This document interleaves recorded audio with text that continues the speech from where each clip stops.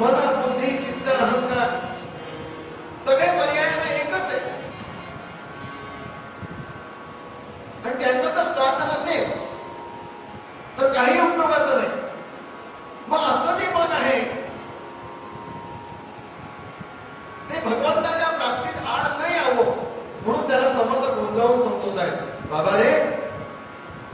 मना सज्जना भक्तिपंथे जाणे. भक्तिपंथाची वाटचाल कर. त्याचा संवाद झालाय समर्थांशी. भक्तिपंथ म्हणजे काय महाराज? समर्थ त्याला उत्तर देत आहे, अरे परम प्रेम रूप म्हणजे भक्ती आहे. समर्थ म्हणाले, मी नाही सांगत, नारदांनी सांगितलेलं आहे भक्ती सूत्रामध्ये. अमृतो भवति सात्वस्मिन परम प्रेम रूप अमृत स्वरूपात. आणखी सांगू, समर्थ त्या मनाला सांगतात, बाबा रे, ज्याला ही भक्ती लाभते, यल्लब्ध्वा पुमान सिद्धो भवति अमृतो भवति तृप्तो भवति. तो सिद्ध होतो. त्याला आपण पाहिलं सिद्ध या गोष्टीचा अर्थ काय. सिद्ध म्हणजे नरम पडणे, नम्रता येणे, आज्ञेचा संपते पूर्णपणे. म्हणून समर्थांनी मनाच्या श्लोक उद्गारिला आहे, अति लीनता सर्वथा सर्वभावे. लीनता पाहिजे, नम्रता पाहिजे, हा आपला स्थायी गुण पाहिजे. म्हणजे आपण जर भक्ती करत असतो तर आपल्यात परिवर्तन काय. म्हणून एकाने फार सुंदर वाक्य लिहिलंय, काय, ज्ञान दर्शन करावं म्हणा, पण भक्ती परिवर्तन करते. जय जय. परिवर्तन काय होतं? अतिलीनता सर्वथा सर्वभावे. आपल्या स्वभावामध्ये लीनता येते, नम्रता येते. कारण आपण त्या गोष्टी पाहिल्या, कशी लीनता असते, किती सरळपणा असतो. भाताचं शीत नरम पडतं. आणखी जाता त्या गोष्ट सांगतो, भाताचं शीत शिजवण्यासाठी कुकरचा प्रयोग किंवा गॅसचा प्रयोग करावा लागतो, म्हणजे गरमी लागते. इथे जी नम्रता येते ती भक्तीच्या शीतलतेमध्ये येते. जय जय. इथे गरमपणा नाहीये, इथे भक्तीची शीतलता आहे, आनंद आहे, प्रेमानंद आहे, मस्ती आहे. त्या प्रेमामध्ये सगळं होतं. यल्लब्ध्वा पुमान सिद्धो भवति, तो सिद्ध होतो. मग त्या सिद्धी जी आहे त्या वापरल्या जात नाही. बघा शब्द प्रयोग, त्या वापरल्या जात नाही, त्या आपोआप पुढे येतात. सत्पुरुषांची इच्छा नसते. आता काही ठिकाणी सोडा, त्यातलं सगळं प्रदर्शन मांडलंय, हमारे ये भी होता है वो भी होता है. परमार्थामध्ये इच्छा पूर्ण करण्यासाठी नाही. तुम्ही विचार कराल की आपण ते परमार्थात का द्यायचं, मंदिरात का द्यायचं, कीर्तनाला काय द्यायचं, की ह्या देवळात गेली की आपली इच्छा पूर्ण होते. चुकीची कल्पना आहे. इच्छा पूर्णतेच्या परे मला जायचे म्हणून परमार्थ द्यायचे. जय जय रघुवीर. किती इच्छा पूर्ण होणार. पण एखादा संतांना तुमची यादी होऊन बसला धरून कर, त्याचे हजारो शिष्य आहे, प्रत्येकाच्या प्रमाणे दर यादी असेल. जशी दर महिन्याला आपण किराणाची यादी देतो ना, तशी जर यादी दिली आणि त्यांनी घेतली तर काय करणार, कसं शक्य आहे तुम्ही विचार करा. आणखी नंबर, आपली श्रद्धा पण अशीच असते, प्रेम पण आपलं असत असतं. म्हणजे जर त्या ठिकाणी आपली इच्छा जर पूर्ण होत असेल, आपली कामना जर पूर्ण होत असेल, तर आपली श्रद्धा, आपलं प्रेम अधिक वृद्धी करतो. आणि जर समजा आपलं प्रेम काम झालं नाही, कमी झालं, की आपण देव सुद्धा बदलायला कमी करत नाही. देव तो सोडा, सद्गुरू सुद्धा बदलायला कमी करत नाही. त्यांच्याकडे जाऊन आला म्हणाले भरपूर, काही उपयोगाचे नाही. मग गुरु सुद्धा बदलायला कमी करत नाही. प्रेमच नसतं. पण असं आहे का? आणि युक्तिवाद असा असतो की बदलायला काय हरकत आहे का? कीर्तनात नाही केलं का दत्तात्रयांनी 24 गुरु केले म्हणून.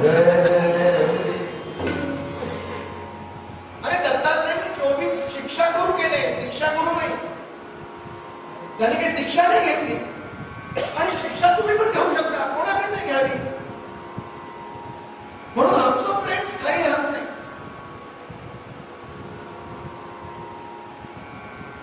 तुम्ही विचार करा, आपण म्हणतो आमचं प्रेम आहे देवावर. कधी विचार केलाय की आपल्या घरामध्ये देवाला कुठली जागा असते म्हणून? कधी विचार करा शांत. आणि असा विचार करा की माझा प्रेमास्पद असणारा जो पोरगा आहे, मुलगा आहे, मुलगी आहे, किंवा आणखी कोणी माझं स्वतःचे आहे की ज्याच्यावर मी अत्यंत प्रेम करतो, त्याला देवाच्या देवघराच्या जागेवर मी ठेवू शकतो का? जय जय रघुवीर. तर खरंच मी प्रेम करत असेल, ज्या जागेचा उपयोग मी देवघरासाठी करतो, देवाला ठेवण्यासाठी करतो, तिथे माझा जो प्रेम करते, सर्व प्रेम करणारा माझा जो आहे, त्याला मी तिथे ठेवू शकतो का? नाही ठेवू शकतो. आणि म्हणून आमचं प्रेम पात्र तुकाराम महाराजांनी विचारलं, ते म्हणाले त्याचं कारण आहे. म्हणाले लहानपणापासून जे प्रेम पात्र मी ठरवलं तेच माझं कायम आहे. आणि आपलं कसं होतं? क्षणोक्षणा पालटती रंग, धरू जाय तो जो संग, तो तो तो भारत. क्षणोक्षणाला आपलं प्रेम पात्र आपण बदलत राहतो. बदलतो की नाही? लहानपणी आई असते, खेळ असतो, मग आई वडील असतात, मग बायको असते, मग मुलं असतात. झालं, सतत सतत सतत स्थायी आमचं प्रेम पात्र राहतच नाही. आणि मग सगळ्यांना धक्का खाल्ले, जो संसार दुःखे दुःखमना, जो त्रिविध कामे कोणा, दाता खाल्ल्या की मग आमचं प्रेम पात्र देवा आता मी तुझाच आहे. जय जय. काय उपयोगाचं? मग असं जे प्रेम आहे ते खऱ्या अर्थानं आपलं प्रेम पात्र कायम स्वरूपी भगवंताला ठेवून तो काय होतो? ती खरी भक्ती. आणि ती भक्ती एकदा भगवान आपल्या हृदयात प्रकट झाली की भगवंत प्रकट होतो. आणि भगवंत प्रकट झाला की सिद्धी प्रकट होतात. जय जय. चालणं म्हणजे चेन साखळी. भगवंत हृदयात प्रकट झाला की सिद्धी आल्याच, तुमची इच्छा असो वा नसो. सत्पुरुषांचं वैशिष्ट्य असतं की ते प्रकट करत नाही. मला आपले सद्गुरू वासुदेव महाराजांची आठवण येते. अप्रकटच राहिले, सहज बोलायचे, इच्छा लोकांच्या पूर्ण व्हायच्या, पण ते प्रकट कधीच झाले. जास्त बोलणं सुद्धा त्यांना आवडणार नाही कदाचित. म्हणून या शब्दास कुमार सिद्धोमती ही सिद्धता आहे. सिद्धी येतात. गजानन महाराजांच्या आपण पाहतो पुढे बघा, आपला दृष्टिकोन बदलायला पाहिजे. गजानन विजय ग्रंथाची सुरुवात आणि अतिशय लोकांना आवडणारं ते चरित्र आहे महाराजांचं. आणि महाराजांचा तो उद्गम आहे, म्हणजे महाराजांचं जे प्रकटीकरण आहे ते कुठे झालं? ते शीत वगैरे खात होते तो भाग वेगळा. पहिलं चरित्रातला भाग म्हणजे भास्कर पाटील. हृदयस्पर्शी चरित्र आहे. सिद्धो भवती यल्ल भगवान सिद्धो भवती. त्या भास्कराकडनं महाराजांनी कडकडीत उदाहरण आहे. आणि मला तो विदर्भातच लागतो, बरोबर? विदर्भ मराठवाडा विदर्भ प्रभाग आपल्या सगळं सणसणीत काम असतं. पण त्या ह्याच्यामध्ये दुपारची वेळ महाराज त्याला म्हणाले की अरे तहानेनं जीव व्यापूळ झाला, भास्करात पाणी गेले का? तांब्या भरलेला होता, कुंभा भरलेला होता. पण धिक्कारलं, लाल वाटत ते म्हणाले तिकडे असो पाणी मागायला. विचार करा, आपल्या इथे पाणपोई लोक बोलतात, येणाऱ्या जाणाऱ्याला आपण पाणी पाहत नाही. आपलं स्वतःच आपलं स्वतःच नाही. आणि अशा इथे त्याला धिक्कारलं महाराजांनी. बघा, महाराज म्हणे ठीक आहे. आणि म्हणून असताना विहिरीजवळ आले. हा तिथून समजतो, म्हणजे तत्वज्ञान बघा कसं असतं माणसाचं. आता तू कधी शांत बसायला पाहिजे.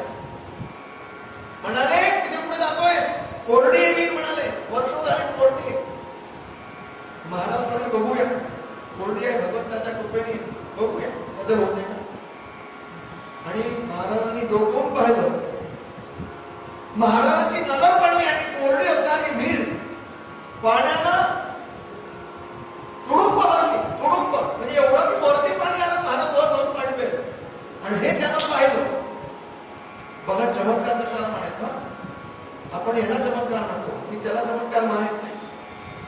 चमत्कार पुढे जाणार. काय पुढे झाला? तो भास्कर पाटील आला, शरण आला, बंधाचा मोक्ष झाला, मोक्षचा साधक झाला, साधकाची अवस्था प्राप्त झाली. महाराज म्हणाला, महाराज म्हणाले, अरे तुझ्यासाठी व्यवस्था केली पाण्याची. आणि खरा चमत्कार इथे तो म्हणाला, महाराज आता फक्त मळा लावे, तो भक्ती झाला बस. या पाण्याने घेऊन काय करू म्हणाले महाराज. आपलं सर्वार्थानं परिवर्तन झालं. महाराजांच्या कृपेमुळे सगळं सोडून दिलं आणि महाराजांचा शिष्य झाला. लोकांना चमत्कार वाटतो पिढीला पाणी. पिढीला पाणी महत्वाचं नाही हो. याच्या हृदयाचं परिवर्तन होऊन तो म्हणाला, महाराज आता फक्त मळा लावे, तो फक्त भक्तीचा. ह्याला म्हणायचं हे लब्ध्वा सिद्धो भवति. सिद्धी काही करू शकतात. मी तर कधी कधी म्हणतो, आपलं हे जे संविधान असतं ना, हे संविधान, या संविधानाच्या पलीकडे जाऊन सुद्धा जे मनात येतं ते करतात. म्हणून काल पण बोललो, ते चांगल्या मोठी सिद्धी मोठी कोणती. मनी धरावे ते होते, विघ्न होणे की नाशवणे जाते, कृपा केली रघुनाथे प्रति. मनात येतं ते करतात, सिद्धी प्राप्त होतात. प्रदर्शन नसतं, पण सहज मनात आलं, निघून गेलं, घडलं. घडलं म्हणजे घड. आता त्याचं उत्पत्ती पुन्हा नाही का. ते घडतं कसं? समर्थांनी दासबोधामध्ये लिहिलंय, ते पूर्ण करणारा तो परमात्मा असतो. जय जय परमेश्वराला ते पूर्ण करावं लागतं. मला एक खूप चमत्कार खूप आवडतो, तुम्हाला नक्की आवडेल त्यांनी नसेल ऐकलं. गुरुदेव रानड्यांचे सद्गुरू निंबर्णीकर महाराज म्हणून झाले. सिद्ध अवस्था महाराजांची. आपल्याच आनंदात रममाण राहणारे महाराज आणि एक विद्यार्थी महाराजांचा शिष्य. कॉलेजचा तो तरुण होता, महाराजांच्या दर्शनाला नित्य यायचा. आणि गंमत अशी की त्याची ग्रॅज्युएशनची त्याची काहीतरी परीक्षा होती. काय BA MA आपण दररोज करतो. आणि अभ्यास नाही केला नाही. महाराजचे पाय जपायचा, दाबायचा. महाराज उद्या माझा पेपर आहे बरं, आपण लक्ष ठेवा. महाराजच्या दर्शनाला आला. महाराज माझा पेपर आहे बरं, आपण लक्ष ठेवा. महाराज म्हणाले, पेपर लिहून ये. मी काय लक्ष ठेवायचं, पेपर तुला जायचं, मी जायचं. पण महाराजची निष्ठेने सेवा करणार. आणि गंमत अशी की महाराजांवरती निष्ठा असण्याच्या ते बघण्यासाठी यानं काय केलं, ती कॉपी जी होती ती कॉपी पूर्ण कोरी सोडली. बघूया. महाराजांच्या दर्शनाला महाराज नाही जा 5 वर्ष म्हणा. महाराज माझं लक्ष ठेवा, जा 5 वर्ष म्हणा. ह्यानं विचार केला, कॉपीच कोरी सोडली ना, बघूया महाराज काय करतात. कॉलेजचं बरं प्रकरण, कॉपी कोणी सोडली. महाराज म्हणजे परीक्षा कोण कोणाची घेते कळायचं ना. महाराज नाही ना 5 वर्ष म्हणाले. तुम्हाला गंमत सांगतो, ज्या दिवशी रिझल्ट आला त्या दिवशी हा पास झालेला होता. यानं उडीच मारली. त्याला कळायचं ना की पास कसा झालो. जर मी कॉपीच कोणी सोडली आहे तर पास कसा झालो हे तर बघायला पाहिजे ना. आणि कर्मधर्म संयोग आहे ना. ह्यांना गुरुदेव रानड्यांना सांगितलं. गुरुदेव रानडे फिलॉसॉफर होते. अलाहाबाद युनिव्हर्सिटीचे ते VC राहून चुकलेले होते. बरेच ट्रान्सफर होते. आणखी पुढे जाऊन सांगतो, भारतीय तत्वज्ञानाचा प्रचार प्रसार करण्यासाठी जगाच्या पाठीवर फॉरेनला लोक देशाकडनं पाठवले जातात. त्याच्यामध्ये यांचं नाव होतं. पण राधाकृष्ण पुढे आले. राधाकृष्ण यांचे बॅचमेट होते. त्यांच्या गळी पडले. यात माझी जायची इच्छा आहे, तुम्हाला जाऊ दे. गुरुदेव रानडेंनी आपल्या सद्गुरू पुढे मी टाकलं, सांगलं की मी जाऊ का. त्यांचा निरोप आला की जाऊ नकोस म्हणून. आणि राधाकृष्णांना ह्यांनी पाठवलं. काय अधिकार असेल डॉक्टर सर्वपल्ली राधाकृष्णांना सांगतो. ह्यानं सांगितलं महाराज गुरुदेव रानडेंना. गुरुदेव असं झालंय म्हणाले. काय म्हणतोस, कॉपी कोरडी सोडली म्हणाले महाराज. तेही लोक खाजू लागले की आपल्या सद्गुरूंनी असं काही चमत्कार केला की ह्यांनी ओरी सोडली असताना पास झाला झाला. पण तपशील गेला पाहिजे, घ्यायचं पाहिजे. म्हणून त्यांनी काय केलं, ते स्वतः VC पदावर मोठ्या पदावर होते, सगळे ओळखत होते लोक. ज्या कॉलेजमध्ये हे सगळं चाललं होतं, पण त्या कॉलेजचा हा स्टुडंट होता, त्या कॉलेजमध्ये गेले. आता कॉलेजमध्ये गेले, गुरुदेव आले म्हटल्यानंतर तो कॉलेजचा प्रिन्सिपल उठून उभा राहिला, या मला बसा. गुरुदेव सहज बोलले, काही बोलले नाही, एवढंच म्हणाले. त्याचा जो रोल नंबर होता, त्याच्या रोल नंबरचे काही 10-5 पूर्वीचे आणि 10-5 नंतर गेला, असे रोल नंबर त्यांनी मांडले.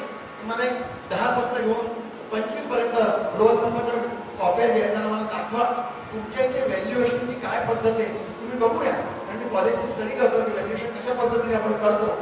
त्यांनी हे दाखवलं की मी व्हॅल्युएशन बघायला आलो. तो प्रिन्सिपल उठून उभा राहिला आणि तो म्हणाला, महाराज क्षमा करा, का ह्या सगळ्या कॉप्या आमच्या गहाळ झाल्यामुळे, हरवल्यामुळे आम्ही सगळ्यांना पास करून मोकळे झालो. जय जय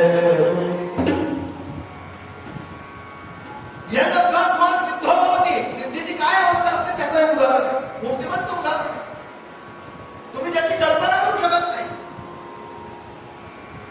पण त्याचं प्रदर्शन मान्य नाही. लक्षात ठेवा, आज आपण पाहतो चॅनलवरती, टीव्हीवरती प्रदर्शनच मान्य सगळे. परमार्थामध्ये ते मान्यच नाही. अमृतो भवती, तो अमृत स्वरूप होतो, आपण पाहिलंय.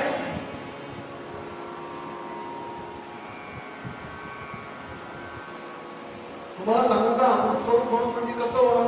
भक्ती प्राप्त झाल्यानंतर त्या एवढ्या गोष्टी चालल्या, आपल्या हृदयामध्ये भक्ती प्रकट झाली, लाभली. काय होतं, सिद्धो भवती म्हणजे नम्र होतो, आज्ञता राहते.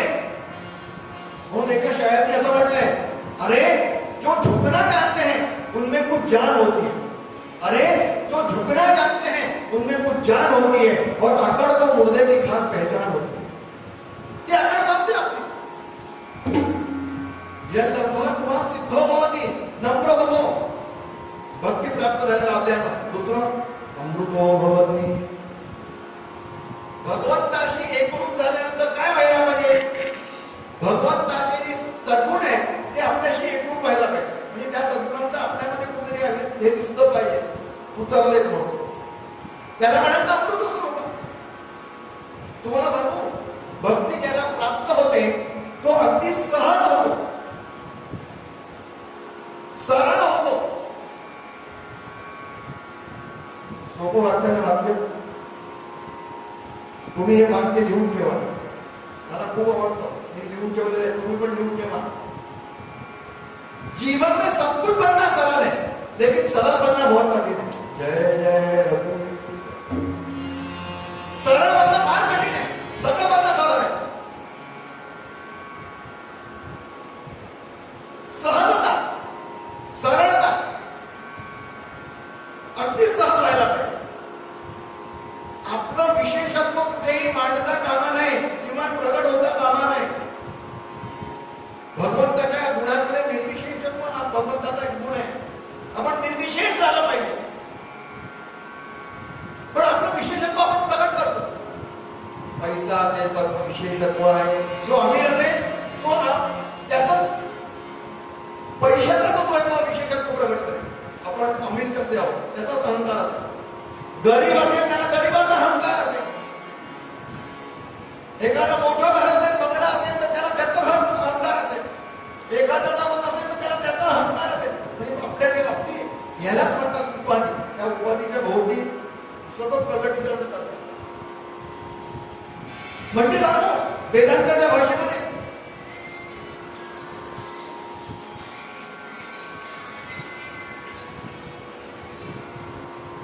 आपला जो मी आहे ना तो समाप्त करणे, निर्विशेष करणे, त्याचं विशेषत्व समाप्त करणे, अमान्य करणे. मी अमुक आहे, मी तमुक आहे, मी हा आहे, मी वकील आहे, मी डॉक्टर आहे, मी इंजिनियर आहे, मी कीर्तनकार आहे, मी प्रवचनकार आहे, मी अमुक आहे. हा मी नसलाच पाहिजे. आणि हा मी मुळेच विशेषत्व येतं आम्हाला लक्षात घ्या.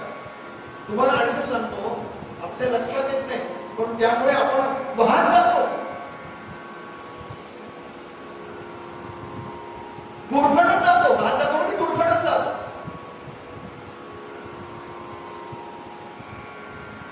तुम्हाला आणखी गंमत सांगतो, हा जो मी आहे हा ह्याच जन्माचा नाही आहे, जन्म जन्मांतरीचा मी आहे.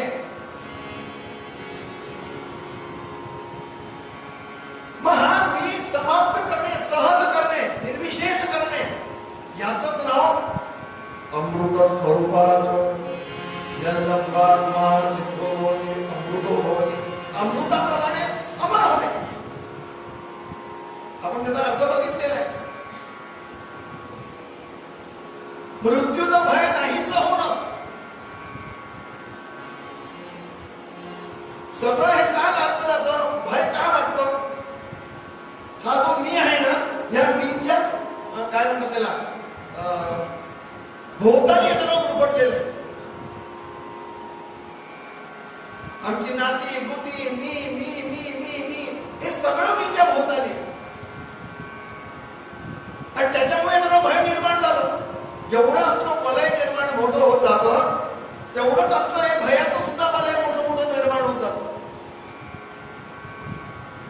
मी संपला किंवा मीच डायल्यूट करून टाकला, संपवला की हे सगळं डायल्यूट होतं, सगळं कमी होतं, संपतं.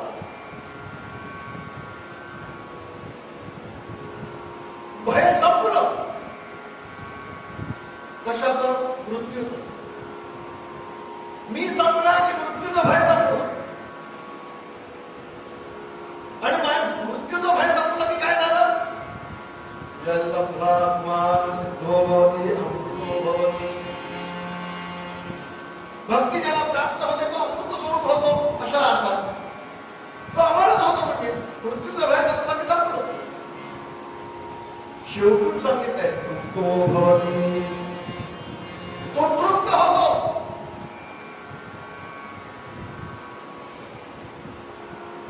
तृप्त होतो म्हणजे काय होतं?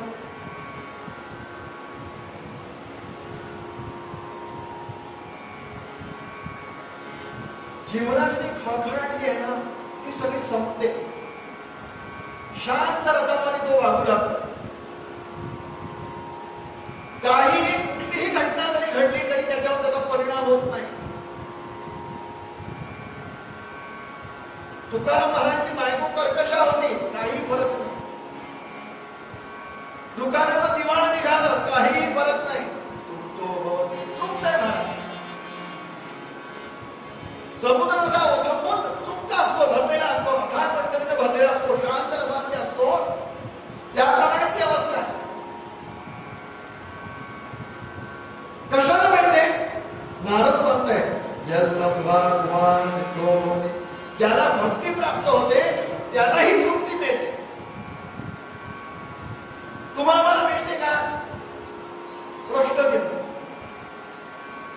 भक्तीच्या माध्यमातून तृप्ती मिळते हीच कल्पना आमच्या समोर नाही होत. आणि म्हणून आम्ही काय करतो? हे बघा, जगामध्ये सगळे गोंधळ आणि सगळ्या भानगडी चालू आहेत. कशासाठी? समाधानासाठी, शांतीसाठी, आनंदासाठी. सगळे पर्याय एकच पर्याय, भगवत प्राप्तीसाठी, आनंदासाठी, शांतीसाठी, समाधानासाठी, तृप्तीसाठी. बरोबर की नाही? त्याचं कोणी नाव घेतो आनंद, त्याला त्यांचा आनंद मिळतो. आता हे युपी मध्ये एवढं मोठं कांड झालं, दुबे प्रकरण. त्याने हे का केलं? तुम्ही कधी विचार केलाय? हे सगळं करत असताना त्यातनं त्याला आनंद मिळाला म्हणून केलं. जय जय हे तर मान्य करा. मजेसाठी केलं, आनंद मिळाला म्हणून केलं. करून बसतात. आपण त्याला मानत नाही. बरोबर आहे, ते काही योग्य अशातला भाग नाही. कारण त्याचे आता त्याचं चिंतन आहे. मग हे जी तृप्ती आहे, ही तृप्ती भक्तीतनं मिळते याची आम्हाला कल्पनाच नाही. आम्हाला काय झालंय? आम्हाला क्षणिक तृप्तीची सवय लागली. जय जय रघुवीर. क्षणिक तृप्ती ती कुठून मिळते? विषयातनं मिळते. आणि ती विषयातनं मिळणारी तृप्ती तिची आम्हाला सवय स्थायी तृप्ती, ती तृप्ती मिळाल्यानंतर काही राहतच नाही शेष. कसं झालं ती कुठे मिळते हे वेळ कळत नसल्यामुळे सगळं गोंधळ. कसं झालं तुम्हाला दृष्टांत देतो आणि वेळ आपली पुन्हा संपली. काय झालं, एक जण सुईशी घ्यायचे काहीतरी काम करतो, दोऱ्यामध्ये गुंफून काहीतरी काम करते सुईनं. रात्रीचा समय होता, झोपडीमध्ये राहण्याची माय होती आणि काय झालं, तिची सुई हरवली. बघा, ती सुई हरवल्यानंतर ही रस्त्याच्या कडेनं लाईट लागली होती रस्त्यामध्ये, त्या रस्त्याच्या कडेनं लाईट्स मध्ये ही शोधत होती. तिला एकानं विचारलं, माय काय शोधते? म्हणले सुई शोधते. असं का म्हणाले? त्याने सहज कुतूहलाने प्रश्न विचारला दुसरा की माय इथे तुझी सुई हरवली का ह्या भागाला? तुम्ही इथे शोधू का, इथे शोधू का? कुठे हरवली? ती म्हणाली झोपडीत हरवली. बघा तिचं उत्तर, ती म्हणाली माझ्या झोपडीत हरवली. नाही, आणि दुसरा कधी प्रश्न केला की माय जर झोपडीत हरवली तर इथे का शोधते? ती म्हणाली तिथे अंधार आहे म्हणून, झोपडीमध्ये अंधार आहे, इथे मुकेड आहे म्हणून इथे शोधते. तिथे हरवलीच नाही, तिथे खूप जन्मवर्गाने शोधलं तरी कसं मिळणार? जिथे हरवले तिथे काहीतरी व्यवस्था करून जर शोधलं तर नक्की तुझी सुई सापडेल. दादा, आम्हाला तृप्ती पाहिजे, त्यातनं मिळतच नाही. कायम ती तृप्तीचा विषय चाललेला आहे, स्थायी तृप्तीचा विषय चाललेला आहे, तिथून मिळू शकत नाही. तिथे आम्ही शोधण्याचा प्रयत्न करतो, त्या विषयांच्या माध्यमातून शोधण्याचा आम्ही तृप्ती प्रयत्न करतो. ती कशी मिळणार? मग ती कुठे मिळेल? यल्लब्ध्वा पुमान् सिद्धो भवति अमृतो भवति तृप्तो भवति.